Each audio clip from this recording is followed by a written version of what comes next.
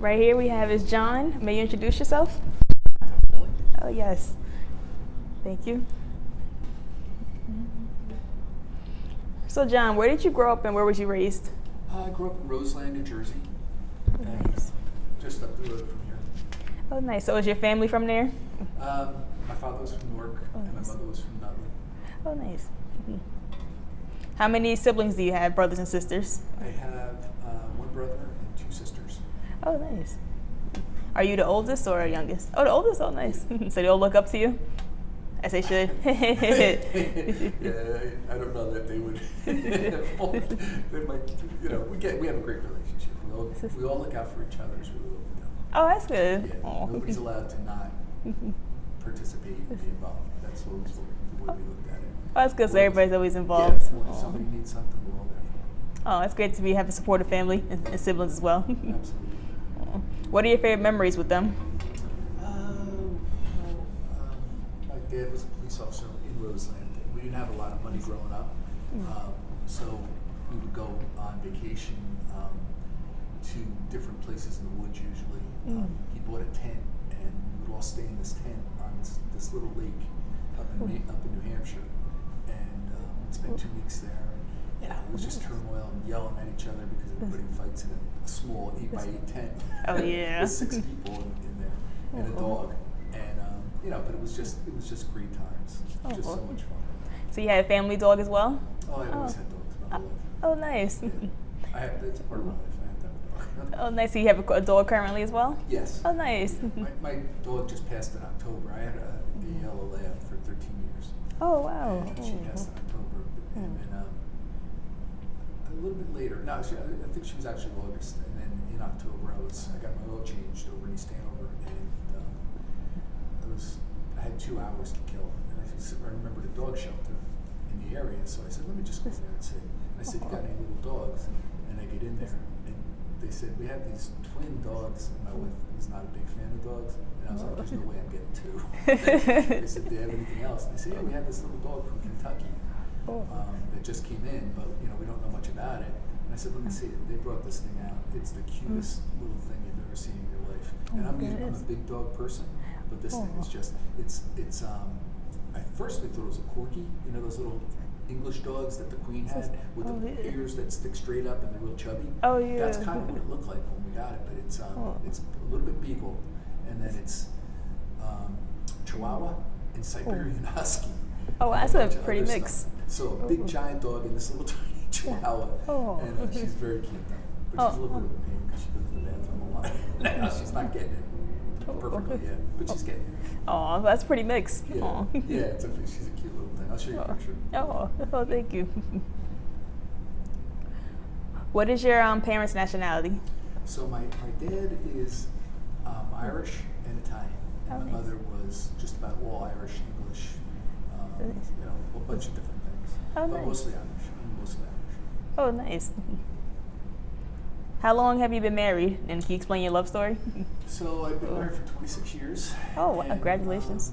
Yeah, thank you. And so I met my wife as I was in the town of Caldwell, and I was, I would see different people in town just and going to different bars or whatever.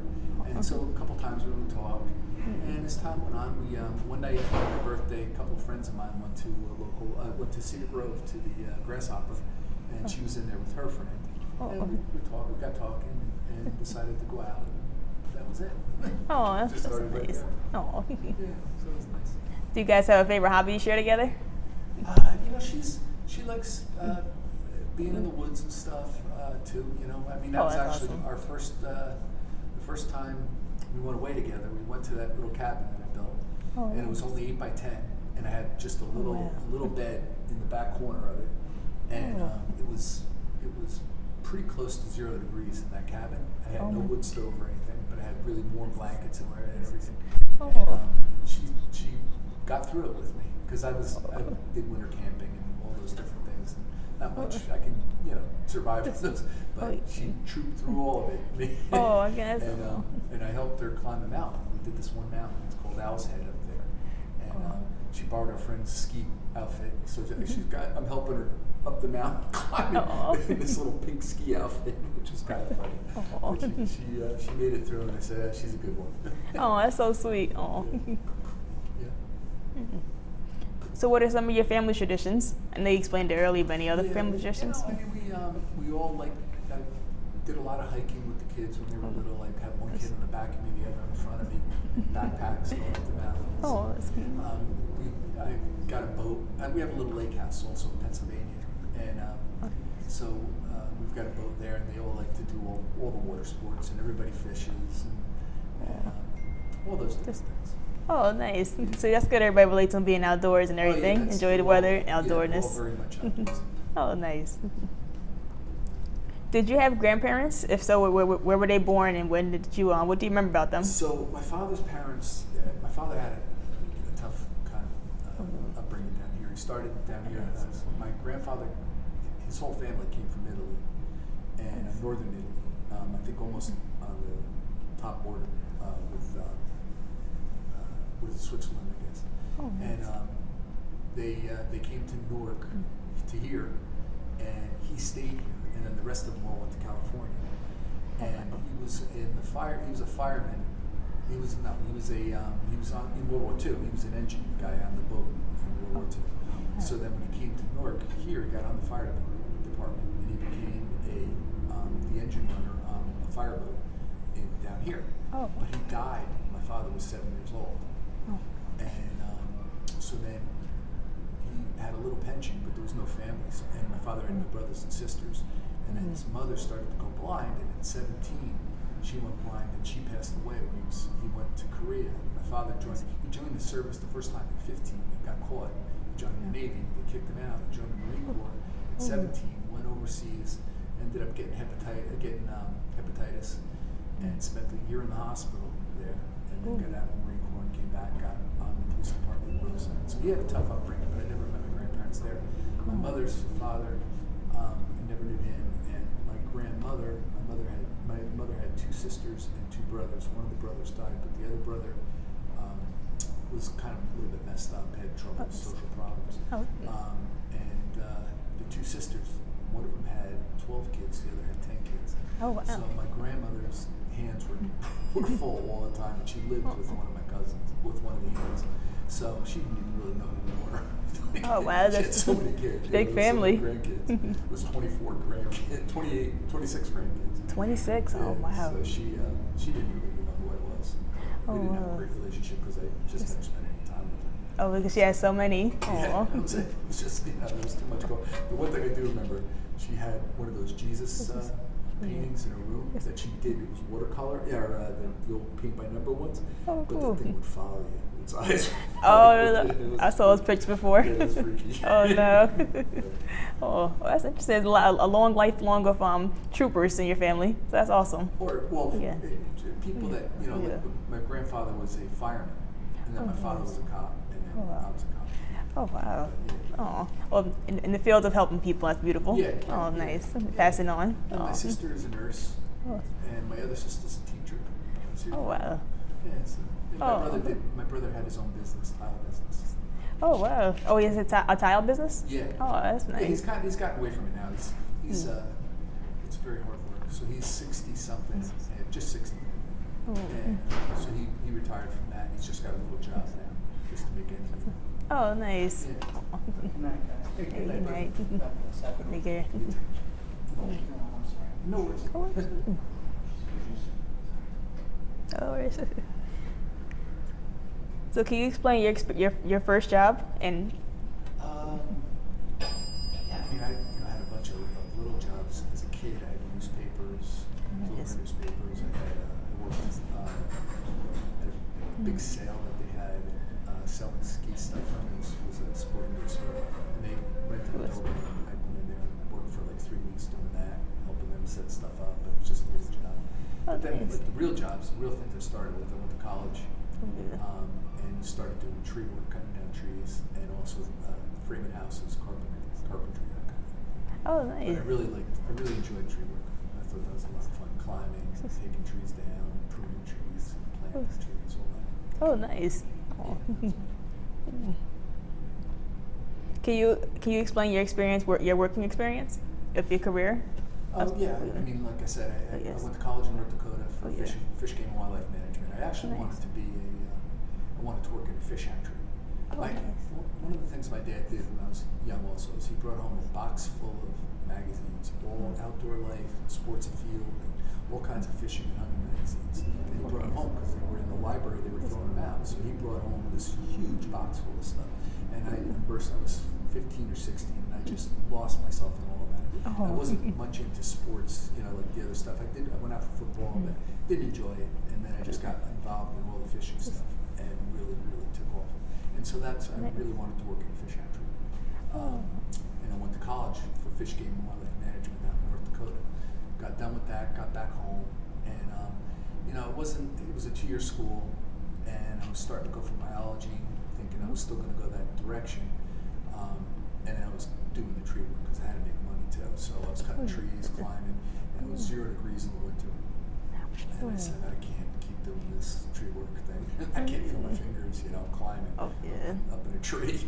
And I said, I'm going to look for something. So I took the police test, and I took the Parsippany's test, and I took all, and I got out. Next thing I know, I was 22 years old, and I'm a cop. Oh, wow, that's awesome. Oh, that's nice. A lot of stuff. Nothing like working in the field that makes you happy. Yeah. That's nice. So I started that job, and it was just the most interesting thing. And it was a great job for me. I loved being a cop. I really did. It was a great career.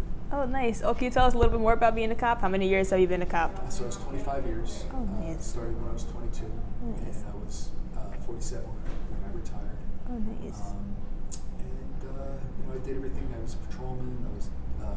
And then there's not a ton of different jobs you can really do in the police department. There's a limited number. So I did that, and then I became a traffic investigator.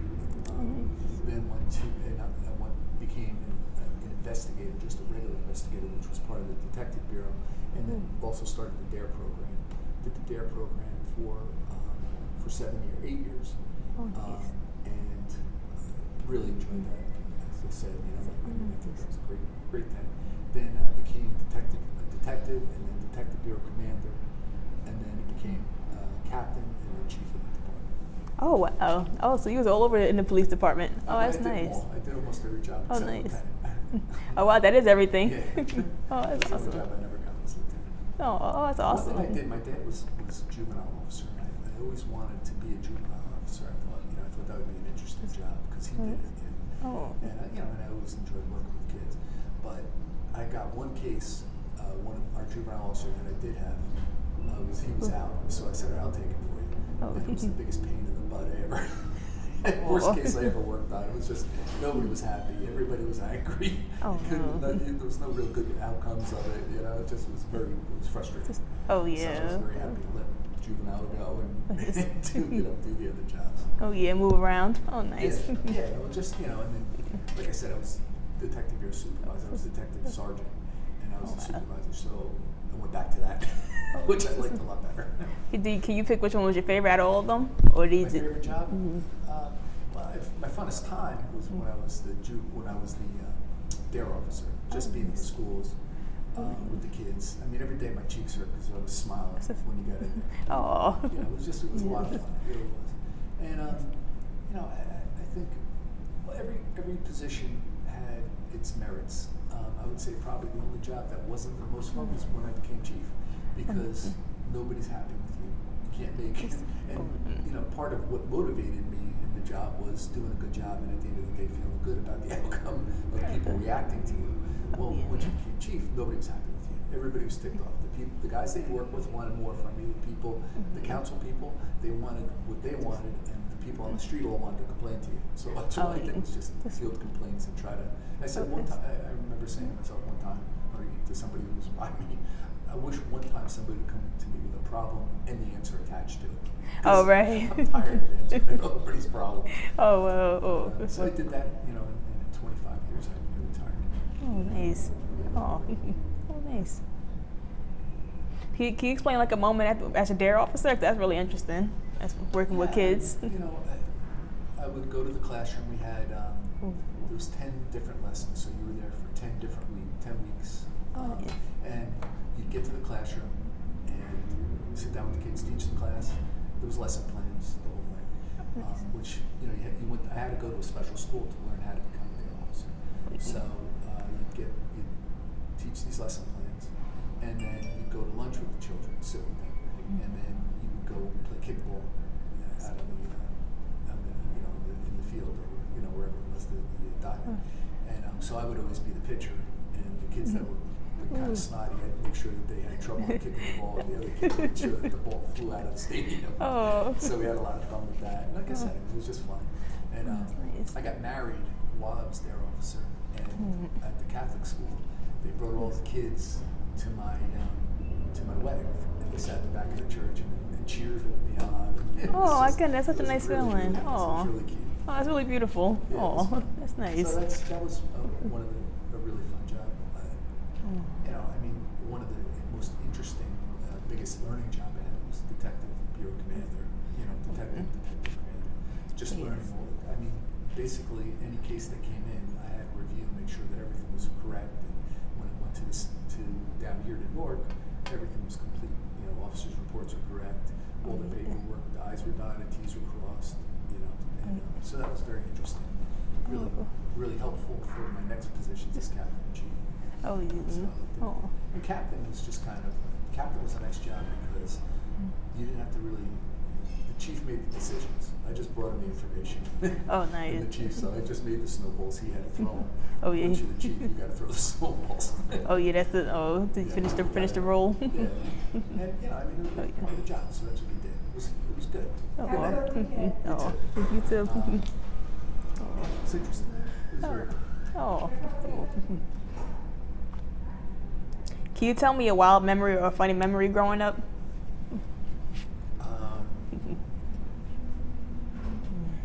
There's so many.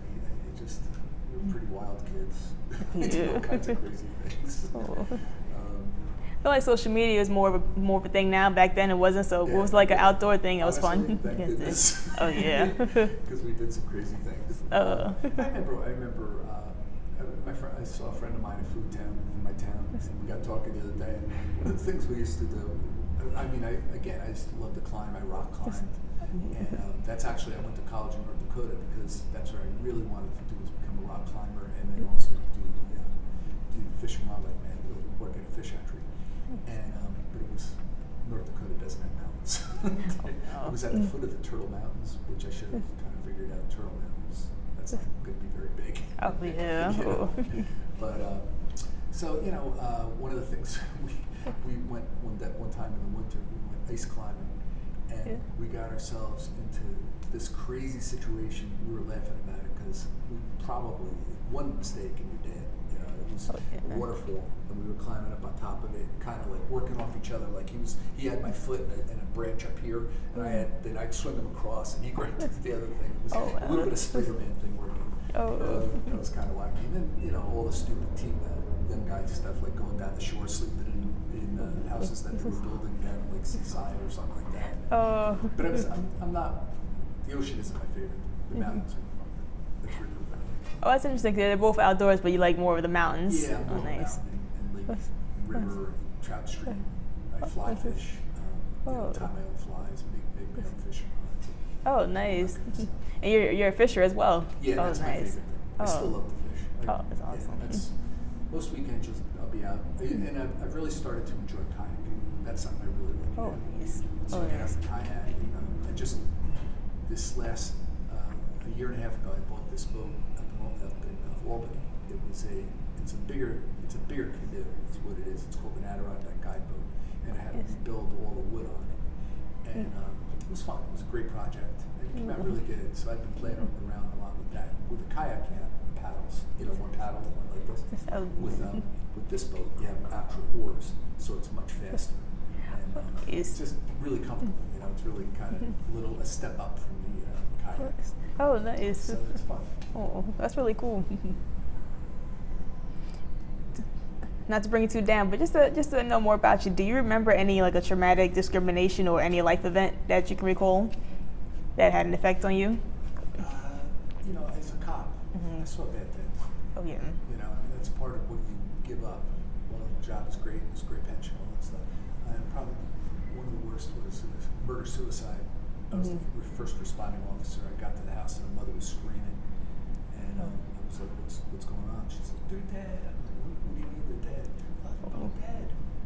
And I go, "Where are they?" They're up in the apartment. And I'm like, "How do you know they're dead?" "They're dead." I said, "Is there anybody else up there?" She goes, "No." And I said, "All right, stay here." And I didn't, probably I should have waited for backup. I was pretty young at that point, and I thought maybe somebody might be in danger. So I went up the stairs and I got to the top, and there was a guy on the floor here with bed on the ground, and then Have a good night. Have a good night. Have a good weekend. And the woman was over in the corner, it was domestic, and she had been shot. Actually, it was just the opposite. She was on the floor here, and he was in the corner, and it was blood all over, just out. Oh gosh. That was, and I had others. It's kind of what you dealt with sometimes. And you said this was in the early of when you was becoming a cop. That's a lot. Like yeah. Oh wow. Oh wow. Ooh. So not so much experience yet. Maybe as a little, I would have waited for backup. Oh yeah. If I had to rethink it over again, have somebody else go up with me instead of just going myself. But it's kind of when you're young, you're just brazen, ready to go. In the moment, you want to help out right away, of course. Oh yeah. Dude, I know sometimes we don't take enough time for like our mental health. Was that okay? How did you feel like afterwards? Were you able to work right away? Did you feel that's pretty dramatic? Part of cops, one of the things you give up is you give that up in life. People go to funerals and there's a deep feeling when people go to funerals. You don't go see many dead people. You don't deal with that a lot. As a cop, I've dealt with a lot of dead bodies, and so if I'm not very connected to the person, you get to that funeral and very quickly it passes. You see the person and it moves out of your head, where everybody else might be actually a little more emotional about the situation and feel it. And one of our things that cops do is it's kind of like sadistic kind of humor, like kind of just ridiculous, stupid things. But just to break the tension, you say stupid things or do something stupid. That's again, my wife doesn't understand my sense of humor that way. Like something will happen and I'll say something. It's just a gut reaction that comes from me of something to break the tension. Oh yes. Oh, that's good. That's really awesome. Everybody copes differently. Humor's good. And the other thing I did was, I'm physical. I'm very physical. I've been a runner my whole life. I've run marathons. I've done triathlons. I also got involved in karate. Got my black belt. So those kind of things helped me through. When there was something that I would get out and run and get it out of my head. Oh, nice. So that was good. Oh.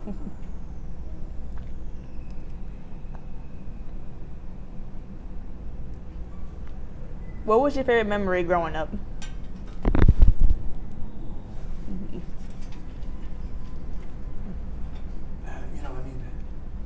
My wife said, I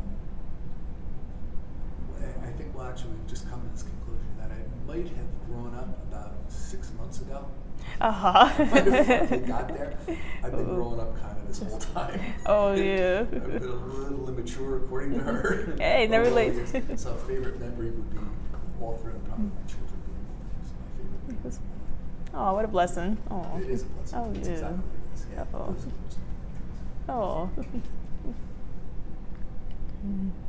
What brings you joy every day, and what faith do you practice, and was raised?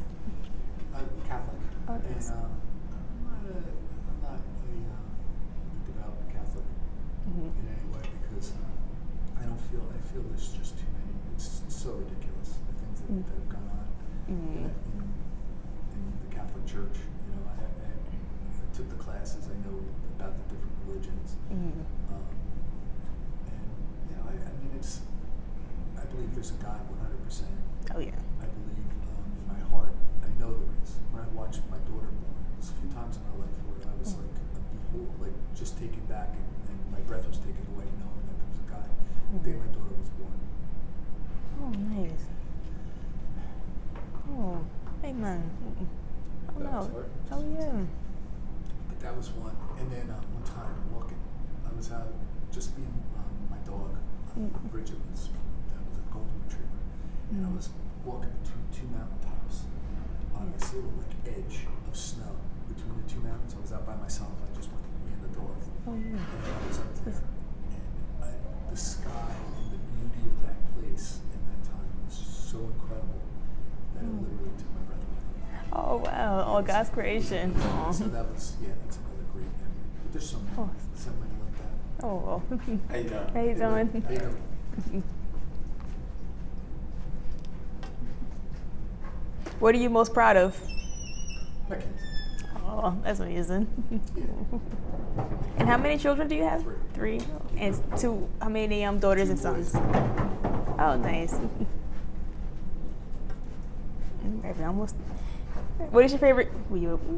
You list all your favorite things to do and your hobbies. Do you have any extra ones? Oh, you probably have so much. You know what it is I'm hyperactive. Oh. I think I'm maybe a little ADHD. Well, my kids are too. Yeah. So I tried a lot of different things. Like I said, I run marathons, karate, I've flown airplanes, fished, kayaked, mountain climbed, all those kind of things. Oh, nice. Good to be adventurous. Yeah. That's nice. That's what I think. Can you see your kids in you? Like you can see your kids in you. Like are they adventurous as well? Yeah. Oh, nice. My daughter especially. I took her to the Adirondacks. We were up there this week, and I gave her a fly rod and taught her how to cast and stuff. And we went to the river and she caught a trout. So I was very proud of her. Her boyfriend didn't know. Woman empowerment. That's awesome. But she's awesome. She is very cool. And my boys are cool. Oh yeah. Oh, tell me more about them. So my youngest is he's tough. You know, I mean, he won't cry. Oh. This guy, a friend of ours, one time was coming at him, giving him a hard time because I built a deck on a place up in Pennsylvania, and all I had was like 6 boards sitting there on a chair. Because after I get done for the day, just sit there and look at it the lake because you're so tired. You just worked yourself so hard. And, so you look, and here he is. He's out there on this little plank. So one of the guys that was up there with me goes, "You get over here!" And he starts yelling at him. This guy was big. He's 4 or 3 years old. Smacks him in the face, scratches him right across his face, and says, "Don't talk to me." Oh no! You're not my father. It was just he's a tough kid. Oh. So he's going to college right now. And he's not sure. He was talking about maybe veterinary school, but I don't know what he's going to end up doing. Oh no. He's also got a business mind. My wife is a very big business person. Does real estate. Oh, And nice. so she's excellent at sales and all that. And my daughter has also become very good at sales. That's what she's doing. She's selling software for human resources, and she's going to get her master's degree in human resource right now. So, Wow. Yeah, so that's what she's doing. My middle guy, he's trying to figure out exactly what he wants. He's a big, giant, burly, strong guy. Really strong. Ponytail, beard down here. Hey. Grizzly Adams. I called my kids. I said someday I will get it. I'm going to get a Celtic cross on my cap. Oh. It's going to be a grizzly bear, a wolf, and a mountain lion. Each one of my kids. He's the grizzly bear. My daughter's the mountain lion, and my son's the wolf. Oh wow! Oh, it's nice to see different things from each one of your kids. They each have those display of all those different things. He's a grizzly bear. Don't poke him with a stick. He's coming at you, and he's grumpy like a grizzly bear too. Oh. So he's trying to still, like I said, he's still trying to figure out exactly where he wants to go. He did some. He went to Essex County College.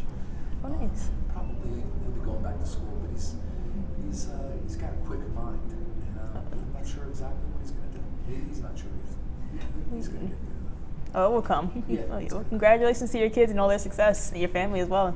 That's awesome. What wisdom and advice would you pass down to this generation from your life experience? Put that phone away. Oh yeah. Get out there and just enjoy life. Get outside. That's the phone is going to make your brain crazy. Being in the woods is going to make your mind cold again. Oh yeah. Just getting outside, being in a river, whatever it is, being in a park, listening to the birds, listen to the crickets in the summer, watch the fireflies, whatever it is. But try to stay away from the phone because it's just going to destroy you. And also, social media is not good. Oh It's yeah. just not. It's just it makes people. This is what I see anyway. This is what I think. It's just it makes people so upset. So you're looking for everybody to give you accolades. You gotta come from yourself. You gotta like yourself and do things that make you happy, and then that'll come out of you. Oh yes. So that would be it. Oh, great advice! Great advice for myself as well. Thank you. Oh yes. And I have one more question, but I wanted to ask you as well. How long have you been a security guard? So I've been doing this. I've been here for 8 years. Nice. When I retired from the police department, I told my wife, "That's it. I'm done. I'm 47. I'm not going to work anymore." She says, "Nah, you're working." I'm like, "No." She goes, "No." So I said, "All right. Well, I'm going to go to Orvis Guide School in Colorado and learn how to be a fishing guide." She goes, "No, that's not happening." Oh. So that was out. So then I went back and started doing. I worked for. I had a bunch of different jobs. I got a security job pretty quickly, right out of there, because it's the easiest thing to do. And if you carry a gun, it's a little bit more money, so that part of it was good. But I started to lose my mind. I couldn't stand it. So I got a job working for an ambulance service in Hackensack as the chief of operations, running it. And the guy that owned the place was insane.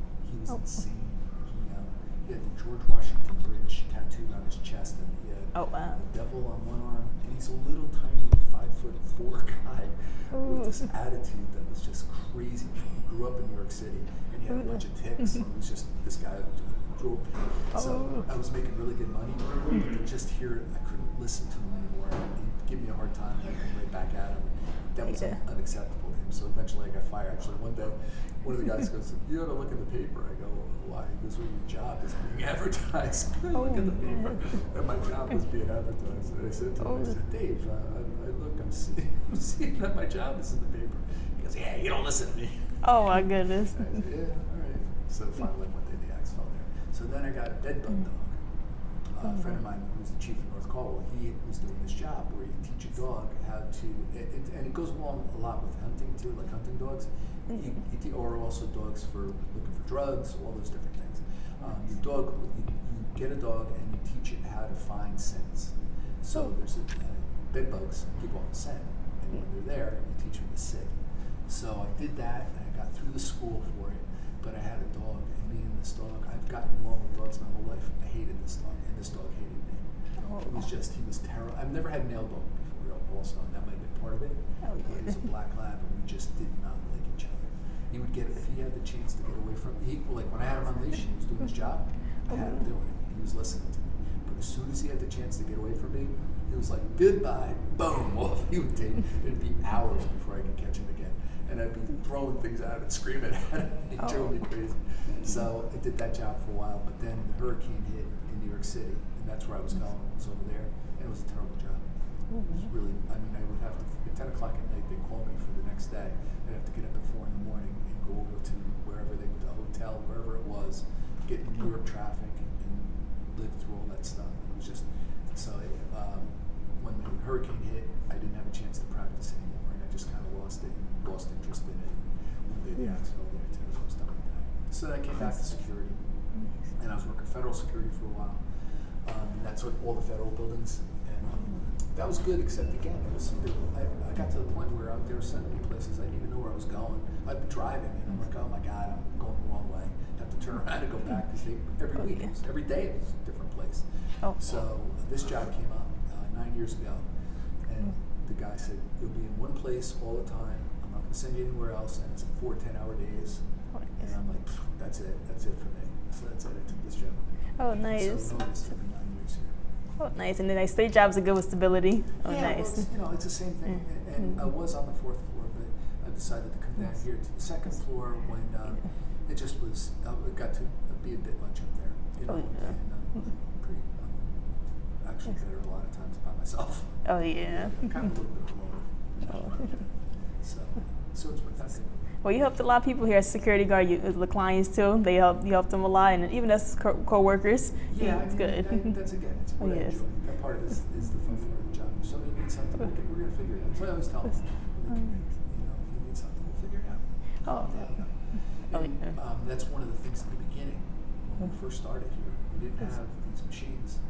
So people would just walk by me, and I had no contact with anybody when they walked in the door. They just would go into the windows on each side. I was alone. When I first started, I was alone on the 4th floor. Oh no. And I'd be down at one end, there'd be people screaming, and then somebody would be screaming down at the other end. I'd run down there, and I was running back and forth, boom, boom, boom. And then on the 3rd floor, a big fight took place one time between a caseworker. The caseworker got attacked by 2 people, and Tony was down there by himself. So then, right after that, then they gave us 2 people on each floor, except for down here. Oh. But I've been spit in the face. Oh no.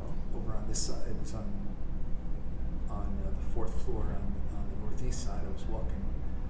The woman and daughter were yelling at each other, and all of a sudden I hear, and I look, she hit me in this side of my face, and then when she spit, the daughter, I hear her go, and I looked that way to see what was going on, to make it, and got me in this side of the face. Oh wow. I was like, ah. So, it's just crazy. But I mean, it's been another ride. Well, I know you're strong for because you was a police officer too. Yeah, oh yeah. Yeah. No, but that's a lot. That is a lot to take in now. Wow. Yeah, but it's nothing like it that hasn't. Yeah. Same thing as a cop. There was a lot of things that happened there that you just got used to. One of the craziest things about being a cop was watching people's reaction to you, because I was not that guy that I didn't want anybody to ever be afraid of me. Oh, nice. I wanted to help people, and sometimes you would stop a car. I remember the one time I stopped this car, and this kid who was like 17 years old was shaking literally like this, and he was speeding. And what I would do, I'd set up. There's a park, Grove Park in Colwell, and I'd set up down there because there was kids with mothers walking down, dogs running around. If you're speeding down there, it's not, and especially 40 miles an hour and over in a 25 zone, that's really moving fast. You're not going to be able to stop. So I always felt good about that ticket, bringing somebody a ticket for something like that. Oh yeah. And that's what this kid was doing. He was doing 40. But I got to the car, he was shaking so bad. And I go, listen to me. I said, calm down. Understand that you made a mistake here. I'm not going to issue a summons, but just relax. But that's a little freaky, to see somebody that afraid of you. Oh yeah, and all you want to do is have them feel comfortable. Yeah. Right, so just let them go. With a warning. And sometimes that's discretion that you have as a police officer. You don't always have to get tickets. One thing I always like getting tickets for was U-turns though. U-turns and double parkers on Bluefield Avenue. To me, that's just ignorant. Oh yeah. If you're doing a U-turn, you don't care about anybody else but yourself. And same thing if you're double parking while somebody's out of the car, you left your car, and you just got out of it to go in the store for a minute. That's you can get a ticket for that. Oh yeah, right is right, wrong is wrong, and it's good to, and the second chance is possible too. That's beautiful. Oh, it's nice that you did this for people. Nice. That is to me that's the way to do the job. That'd be nice if a lot of police officers have that character trait. And it's funny. Most of them do. Oh yeah. Okay. There's a huge percentage that do. There's in every police department. Even working here, I've met people that were cops. And they're represented, all the different types of cops are represented in every department. There's a division, traffic division, I was telling you about. Those guys, there's the law. It's right in front of you. It's black and white. There's no gray area in traffic law. It is exactly what it is. If you do a U-turn, you're wrong, and you should get a ticket for that in a lot of those guys' minds. Those guys tend to be ex-Marines. That's what they did, and the same thing Marine Corps. There's no fooling around in the Marine Corps. That's what it is, So a lot of times those guys gravitated to that position because it's very simple. It's black and white right in front of you. There's no gray areas, And there's different types of cops, There just is, just like every other job. But for the most part, most cops I know wanted to help people and really did, Oh, that's a beautiful thing. Yeah. That's what the field's for too, protection and helping others. Yeah, but there's some guys that, and I always felt like when I became a captain in my department, I went to internal affairs school. I became the internal affairs officer, and I went to school twice for it. I took the class twice, and then also I went to school for ethics, police ethics. It's the classes that you can take. Oh, nice. And that was excellent for me to. One of the things I always thought was a very good saying that they taught us was, you don't get what you expect, you get what you inspect. And I always applied that to the department, and the integrity of your department is dependent on your internal affairs division, you have to, there's got to be accountability for all police officers if they do something wrong. It has to be there. And if it's not, you're going to lose the public. The public is not going to believe in it. So it's very important. I brought that when I was chief. That was one of the things I did when I was a captain. I investigated cops, and I investigated them fairly. And when they had to be reprimanded, they were. And some guys, again, not everybody loves you if you reprimand them. Oh yeah. These jobs, so that's okay. But that's part of what I had. It's part of being a chief. Oh yeah. That's exactly what a captain. Oh yeah. Oh yeah. Oh. So, Oh. but it was a great job. It was a lot of fun. So overall, it was great. All for the year. Yes, yes, it was. So now, what do you want your children, grandchildren, great-grandchildren, nieces, nephews, and the younger generation to remember about you? Oh, just my rugged handsomeness. Hey! Hopefully they just remember me fondly, that's all. Oh, nice. Yeah. We put a smile and helped a lot of people in this world. And I got a lot of old fishing rods that I hope they take care of. Oh, nice. Keep it passing on. That's it. Oh, nice. Oh. Well, it was amazing interviewing you. Oh, thank you so much for letting me interview you. Yes. Oh, thank you. I would like to tell you, say that also. You've got a unique style. You really do. It's cool. And thank you. I see you going great places. Oh, thank you so much. I appreciate that. Thank you. Thank you. Helps me out a lot as well. Thank you. Good. Thank you. Oh, stay blessed. Take care. Want to say bye to everybody? Say bye. Goodbye. All right, there's John.